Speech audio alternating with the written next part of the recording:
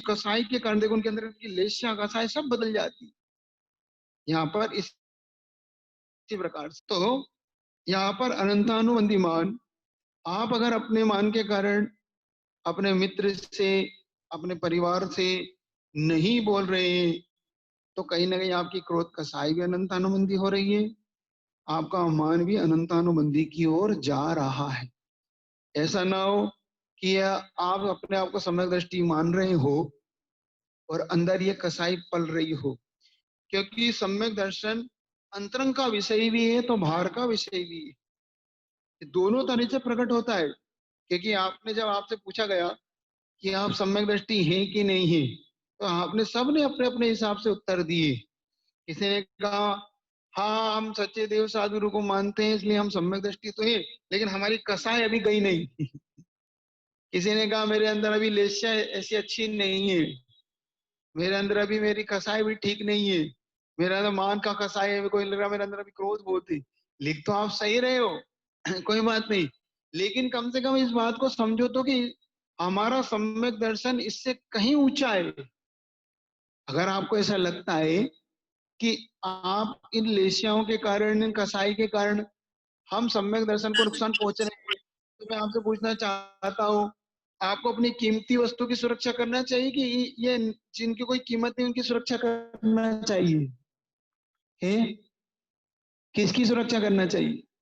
लेकिन आप सुरक्षा किसकी करते हो? मान की सुरक्षा करते हो, अपनी मायाचारी की सुरक्षा करते हो, अपनी लोभ की सुरक्षा करते हो और अपनी क्रोध की।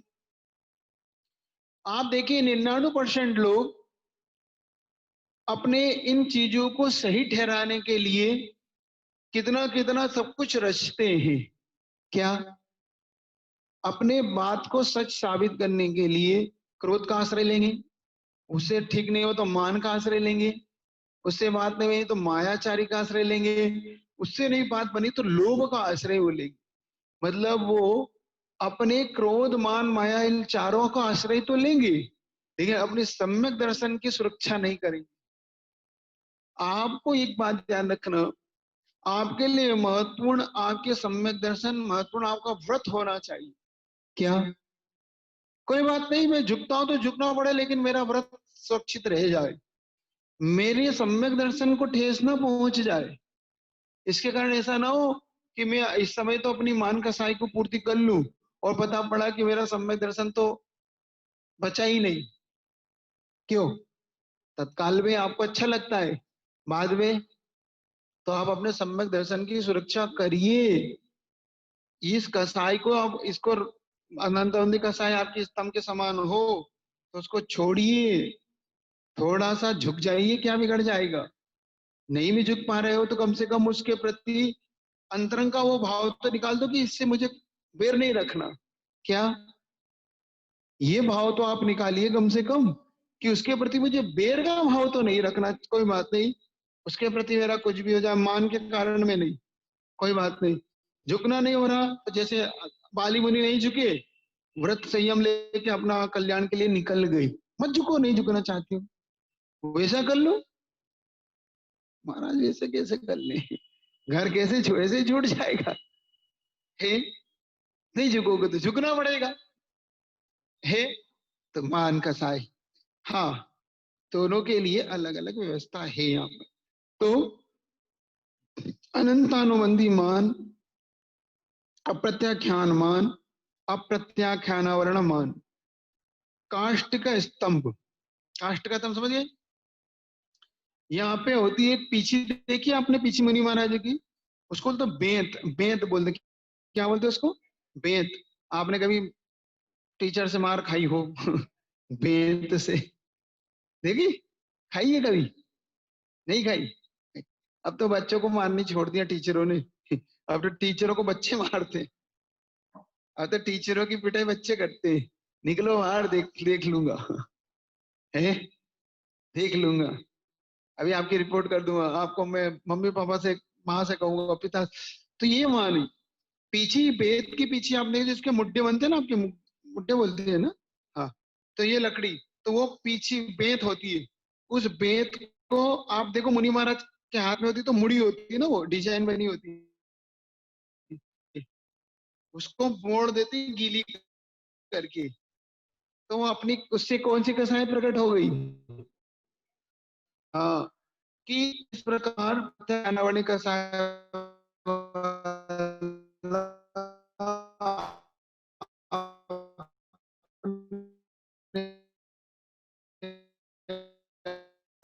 लता के समान, किसके समान, लता देखी आपने, बेल, बेल जो आपके होता है ना, घिया लौकी बोलते हैं, आप क्या बोलते हैं, घिया, घिया, तोरई, ककड़ी, करेला, इनकी बेल होती है। तो बेल जैसे मुड़ जाती है, सहज, उससे मुड़ना नहीं पड़ता, उसे हल्का सा भी उठाओ तो ऐसी कसाई है, साधु की कसाई भी इतनी देर, थोड़ी सी अगर हो फिर भी झुक गए, कोई बात नहीं, अपने आप को रख के हाँ भैया ठीक है आप बड़े, क्या, अगर कोई उलझा तो आप बड़े, हम तो चले बड़े, क्या आप क्या कह सकते हैं। तो वो उसको सहन कर जाते हैं, अपनी मान कसाई की वहां पे प्रदर्शन नहीं। ठीक है, अब इन सब का वासना काल भी, पहला जो अपन ने क्रोध और मान के लिए लगा लेना, वो 6 महीने से ऊपर, क्या 6 महीने से अगर क्रोध मान माया और ये लोभ चल गया तो ये आपको सम्यक दर्शन नष्ट करके अनंत अनवधि कसाई की ओर ले जाएगा। 6 महीने के भीतर भीतर अप्रत्याख्यान कसाई के उदय में 6 महीने के भीतर भीतर वो क्रोध मान माया लोभ का वो भाव छोड़ देगा, वो भाव जिस भाव से उनके सम्यक दर्शन इत्यादि नष्ट होगा। फिर व्रति जब हो जाएगा, जो व्रति पंचम गुण स्थान व्रति हो जाएंगे, वो पांचवें गुण स्थान वाले एक पक्ष के अंदर अंदर उस केस को व्यवस्थित कर देंगी। ठीक है, और जो मुनि महाराज इत्यादि होंगे वो अंतर मुहूर्त के अंदर अंदर उस वहां पे उस बात को वहीं के वहीं अपना प्राश्चित इत्यादि करके, मान लो थोड़ा सा कुछ आ भी गया, तुरंत उन्होंने भावाया का आश्चर्य किया और वहीं के वहीं उन्होंने बात को पूरा कर लिया, कर लेंगे वो। ठीक है, हाँ, तो ये, तो यहाँ पर अब देखो, तो अलग अलग मान के लिए अलग अलग आपको ध्यान रखना है। जैसे रावण का मान अनंत अनुबंधी से युक्त था, इसलिए वो मरा, झुका नहीं। बाली मुनि महाराज जब वो ग्रस्त थे, अप्रत्यज्ञान कसाई के उदय में उन्होंने अपना नया रास्ता चुन लिया कि नेवियम में अपने आप को किसी हिंसा में नहीं डालना चाहता। फिर प्रत्याज्ञान वर्ण कसाई की जो उदय होते हैं, ये अलग अलग प्रकार से जो त्यागी वृत्ति होते हैं, अंदर अपनी इसका संबंध बना लेते हैं, कुछ बात भी हो जाती है तो कैसे कैसे और संजलन कसाई के लिए मुनि महाराज के लिए, जैसे मुनि महाराज बाली मुनि महाराज, जब जैसे देखो अब बाली महाराज ग्रस्त की बात हो गई, अब मुनि बनने की बात, जैसे ही रावण ने उसे उठाया तो उन्होंने पैर का अंगूठा दबा दिया, और जैसे ही मंदोदरी उनके पास पहुंची, हे भगवान आप तो साक्षात दया की मूर्ति हैं, आप इन्हें माफ कर दें, उन्होंने अपने अंगूठे को ढीला कर दिया। नहीं ऐसा नहीं कि मैं नहीं छोड़ने वाला, ये मुझे मुझे मारने आया था मुझ पे, क्योंकि उसने कहा था ना, रे बाली तू मुनि बन गया फिर भी कसाई नहीं छोड़ता, फिर भी मेरे विमान को तूने रोक दिया क्यों। रावण क्या कह रहा है, देखो प्रसंग आप, जब रावण को बाली के मृत्यु संपर्क में कैसे आए वो, जब रावण अपने पुष्पक विमान से जा रहा था यात्रा, पहले उसने सुमेरु पर्वत इत्यादि की वंदना करके निकला, तो जैसे वहां पर उनके ऊपर से गुजरा, तो वैसे उसका विमान किलित हो गया। तो उसने सोचा, उसने पूछा अपने मंत्री से, नीचे कौन है, कोई बहुत बड़ा चैत्यालय है, कोई कोई केरली भगवान है, अथवा कोई ऐसा रिद्धिधारी मुनि महाराज है, कौन है जिन्होंने मेरे विमान को रोका। क्योंकि राजन नीचे उतर के देखा जा देखा तो बाली मुनि महाराज बैठे थे। अब देखो ये वो विवेक खो बैठा रावण, कि ये भी तो मुनि है, इनकी भी इनके ऊपर से विमान नहीं निकाल सकता क्या। सुन रहे हो आप लोग, कभी भी आप लोग ध्यान रखो, कोई भी साधु हो, उनके आसपास से हम निकलते हैं तो हम उस प्रकार से निकले जिसमें हमारी विनय झलके, हम ऐसा नहीं निकले अक्खड़ जैसे, दिखारा भी तो नमोस्तु करी थी नहीं, हल्का हमारा सिर झुकना चाहिए और फिर विनय पूर्वक निकलना चाहिए। ऐसा नहीं अभी तो करी थी आधे घंटे 1 घंटे पहले तो दिखे थे। हाँ वही तो महाराज जी है, ठीक है। समझ लेना आपकी, आपका विनम्र भाव खो गया, ठीक है। अब महाराज कितनी बार झुकेंगे, कोई बात नहीं, जितनी बार झुकोगे उतनी ज्यादा आपकी कर्मों की निर्जरा होगी। क्या आप कह रहे हो कितनी बार झुकेंगे महाराज, कितनी बार हम ऐसा बोलेंगे, कितनी बार तक वैसे तो हम महाराज हमारी कमर ही दुख जाएगी। एक बताओ, ग्राहक आ जाता है तो 50 बार झुक जाते हो, हैं? 150 कपड़े की गांठें खोल खोल के दिखा देते हो, किराना सामान तो दे देते हो, सोना चांदी तो हाँ जी हाँ जी हाँ जी करते रहते हो, और देव साधुर की बात आई तो कितना झुकेंगे। एक बार की घटना है आचार्य श्री की। आचार्य श्री को एक व्यक्ति हार दे रहा था। अब वो नया नया था बेचारा, उसको किसी ने कहा देखो शुद्धि बोल के हार देना, ठीक है। अब आचार्य श्री को उसकी यहाँ पड़गान हो गया, वो इतना खुश, पहले गिरा, जैसे उसने गिरा दिया, तो मन से वचन से दिखा हार जल शुद्धि तो मोस्ट लीजिए। दूसरे ग्रास, ये स्वामी मन से वचन से दिखाए, आचार्य से हंसते जा रहे, मतलब उसने जितनी बार दिया उतनी बार शुद्धि बोलती, 10-15 जितने भी गिरा दिए सब गिराते है स्वामी मन से वचन से, आचार्य से भी मुस्कुरा मुस्कुरा के लेते जा रहे। उसको समझ में नहीं आ रहा था कि क्या बोलूं क्या करूं, कि एक बार बोलना कितने बस उसने क्या कि हार देना है तो शुद्धि बोलना है, कोई बात नहीं, लेकिन उसके अंदर उत्साह तो था। ये आप लोग तो उत्साह के कारण शुद्धि में नहीं बोलते, नहीं बोलते हैं, बोलते हैं, बोलते, कभी कभी आपको भी भूल जाते, बुलवाना पड़ती है, ऐसा करना पड़ता है, क्यों करना पड़ता है ना।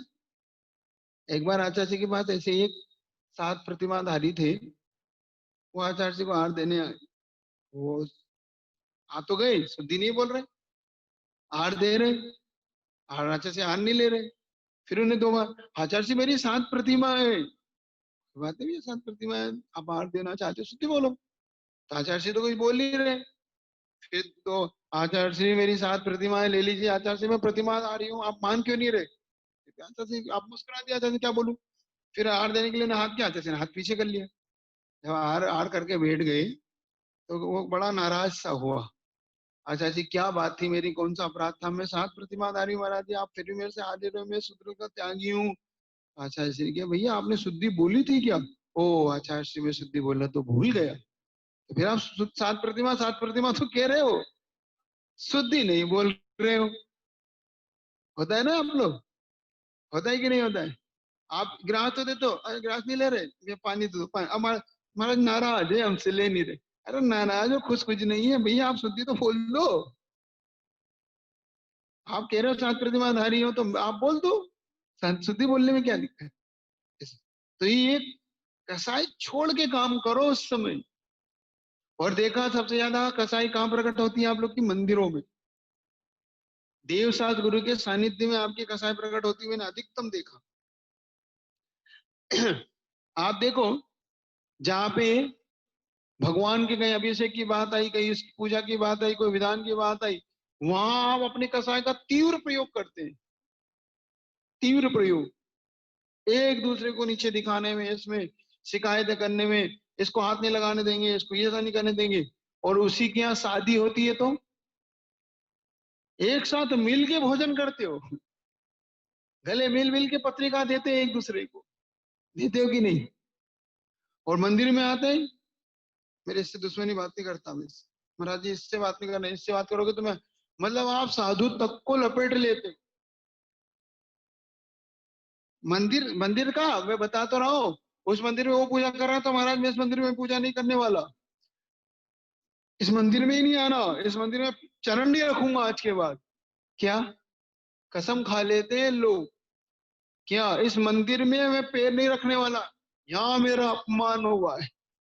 मतलब आपको 3 लोग के नाथ के लिए भी मान अपमान की चिंता सता रही है, जबकि आपका वहां क्या होना चाहिए था, क्या मेरा मान और क्या मेरा अपमान, मेरे गुरु है, मेरे शास्त्र है, मेरे भगवान है, ठीक है, उससे मेरी नहीं पड़ती, वो 8 बजे आएगा, मैं 9 बजे चला जाऊंगा, कोई बात नहीं, मैं 7 बजे चला जाऊंगा, लेकिन वो मंदिर तो नहीं छोड़ूंगा ना। ये बहुत भारी विषय सामने आता है, बहुत बार वो लोग पूछते हैं, महाराज जी मैं गलत तो नहीं हूँ? मैंने पूछा क्या हो गया? महाराज जी उस मंदिर में मेरा अपमान हो गया तो मैंने जाना इसलिए छोड़ दिया।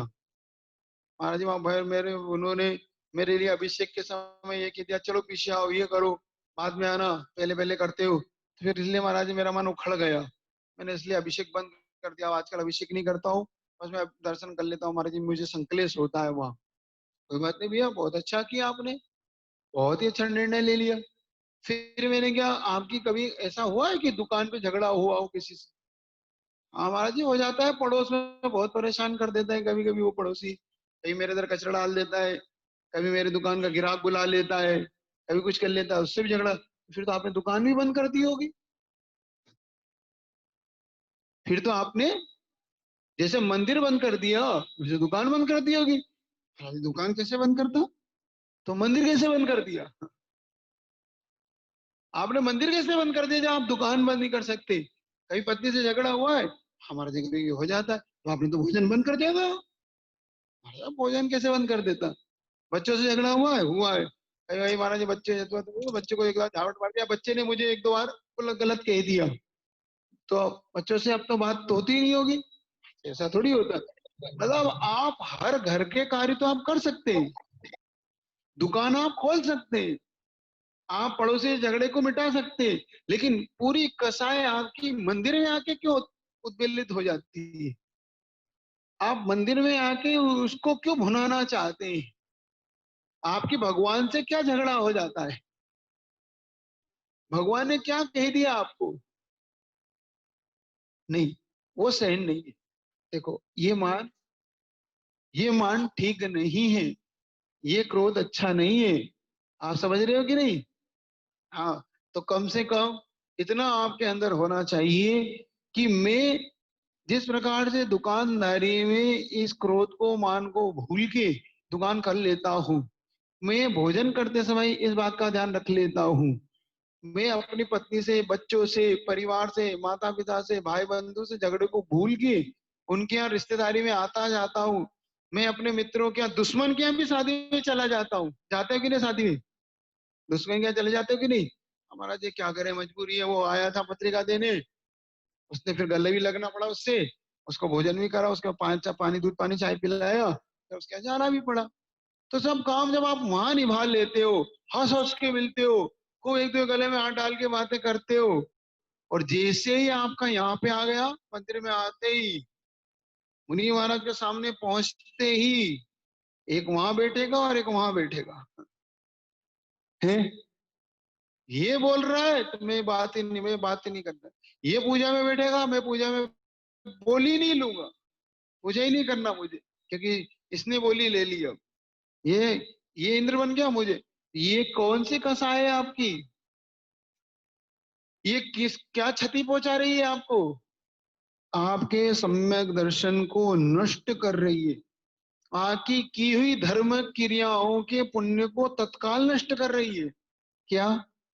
आपके किए हुए इतने बड़े बड़े कार्यों को ये तत्काल नष्ट कर रही है, तत्काल।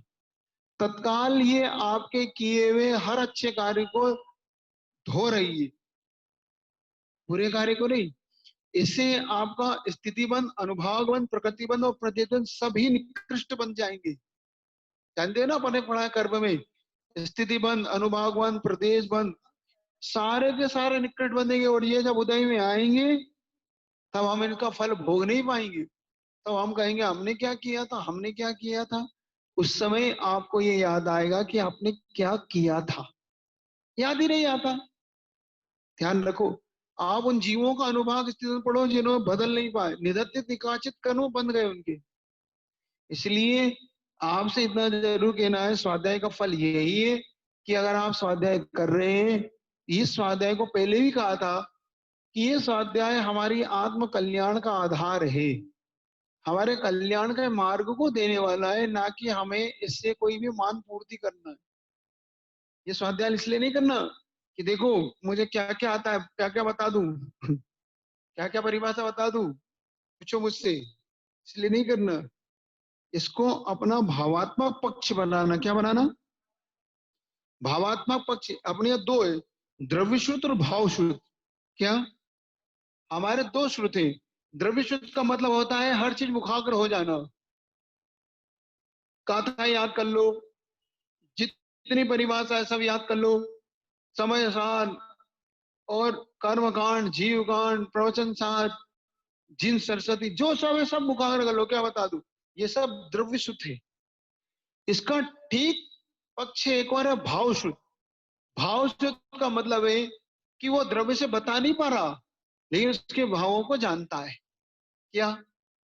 वो भावों को जानता है। जैसे कोई मुनि महाराज है, मान लो तुमसे क्या बुजुर्ग है या कोई, क्यों मुनि महाराज जी आप तो 28 मूल गुण के धारी हैं। हाँ, सुनाओ 28 मूल गुण। भैया नाम तो याद नहीं है मुझे। काय को मुनि बन गए? मूल गुण ही याद नहीं अपने। लेकिन वो कहते हैं भैया मुझे नाम नहीं पता, मुझे भावात्मक पक्ष पता है इसका। क्या? मुझे ये नहीं पता इरियापत समिति क्या होती, मुझे ये पता है देख के चलना है। क्या? इरियापत समिति पता नहीं भैया। जैसे कोई अनपढ़ कोई होता है ना, ड्राइवर बन जाता है, उसे इंग्लिश नहीं आती, लेकिन तुम बोलते हो हाँ रिवर्स लो, तो क्या करता है वो पीछे ले लेता है। अनपढ़ है, हाँ बस चलो पीछे देखो ये रिवर्स ले रहा हूँ। उसे रिवर्स की स्पेलिंग क्या है? पता नहीं रिवर्स क्या कहलाता है। मैंने तो मुझे इतना बताया कि पीछे लेना रिवर्स का मतलब। समझ गए? ऐसे ही उन मुनि महाराज को देख के, उन मुनि महाराज को देख के आपके मन में ये भाव नहीं आना चाहिए भी नहीं जानते, इससे ज्यादा तो मैं जानता हूं। तो समझ लो ये द्रव्य श्रुत है आपके पास, भाव श्रुत नहीं है। क्योंकि आगे जाके एक बात बहुत ध्यान रखना, एक शिव शिव भूति मुनि महाराज की सबने घटना सुन रखी है।